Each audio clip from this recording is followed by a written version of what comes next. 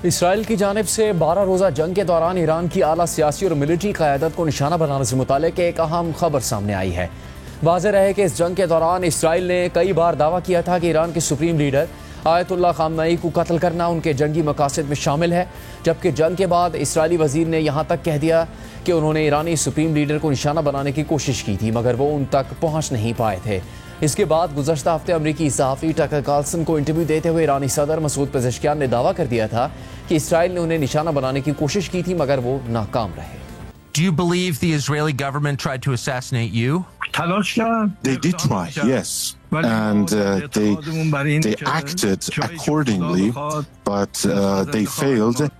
ऐसे में अब ये खबर सामने आई है कि इसराइल ने 16 जून को ईरानी सदर समेत दीगर आला ईरानी हुकाम को निशाना बनाने की कोशिश की थी और इस दौरान ईरानी सदर को मामूली चोटें भी आईं। BBC के मुताबिक ईरान की पासदाराना इनकलाब से करीब समझी जाने वाली ईरान की सरकारी खबर रसां एजेंसी के मुताबिक इसराइल ने 16 जून को तेहरान में ज़ेर ज़मीन वाक़ एक मकाम के दाखिली और खारजी रास्तों को 6 बमों के जरिए निशाना बनाया था, जहाँ सदर Masoud Pezeshkian supreme national security council के हंगामी इजलास में मौजूद थे। इत्तलात के मुताबिक मसूद पेज़ेश्कियान और दीगर अफराद एक लिफ्ट के जरिए इस मकाम से निकले थे और इस दौरान ईरानी सदर की टांग पर भी चोटें आई थीं। इसराइल और ईरान के दरमियान 12 रोज़ा जारी रहने वाली जंग में सोशल मीडिया पर जो वीडियोस पोस्ट की गई थी उनमें शिमाल मगरबी तेहरान में वाक़ पहाड़ों पर कई हमले देखे गए थे। ताहम ये बात अब सामने आई है कि इस जंग के तीसरे दिन तेहरान में वाक़ खुफिया ज़ेर ज़मीन मकाम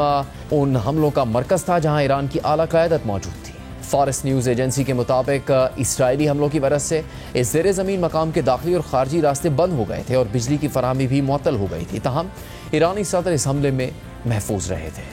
इस सारी सूरत हाल में ईरानी वज़ीर ख़ारजा ने इसराइली वज़ीर आज़म नेतन्याहू पर सख्त तनकीद की है। ईरानी वज़ीर ख़ारजा अब्बास इराक़ची ने एक्स पर पोस्ट करते हुए लिखा है कि नेतन्याहू ने तकरीबन 2 साल पहले गज़ा में फ़तह का दावा कर दिया था, मगर आखिर में इस दावे का नतीजा एक अस्करी दलदल, जंगी जराइम के इल्ज़ामात पर उनकी गिरफ्तारी के वारंट और हमास के तकरीबन 2 लाख नए रिक्रूट्स की सूरत में निकला। इसी तरह ईरान में नेतन्याहू ने ख्वाब देखा कि वो ईरान के 40 साल से ज़्यादा की पुरअमन एटमी कामयाबी को मिटा सकता है, लेकिन आखिर में ये हुआ कि इसराइल के किराए के कातिलों ने जिन दर्जन भर ईरानी साइंसदानों को शहीद किया उनमें से हर एक अपने पीछे 100 से ज़्यादा तरबियत याफ्ता शागिर्द छोड़ गया। अब यही शागिर्द उसे दिखाएंगे कि वो क्या कर सकते हैं, लेकिन नेतन्याहू का गरूर यहीं ख़त्म नहीं होता। ईरान में अपने तमाम जंगी मकासद में नाकामी के बाद और जब हमारे ताकतवर मिसाइल्स ने इसराइली खुफिया मकामात को तबाह किया जिन्हें इसराइल अब भी छुपा रहा है, तो वो अमेरिका के पीछे छुपने भाग गया। अब वही इसराइल खुलेआम अमेरिका को बता रहा है कि उसे ईरान के साथ बातचीत में क्या कहना है या क्या नहीं कहना चाहिए।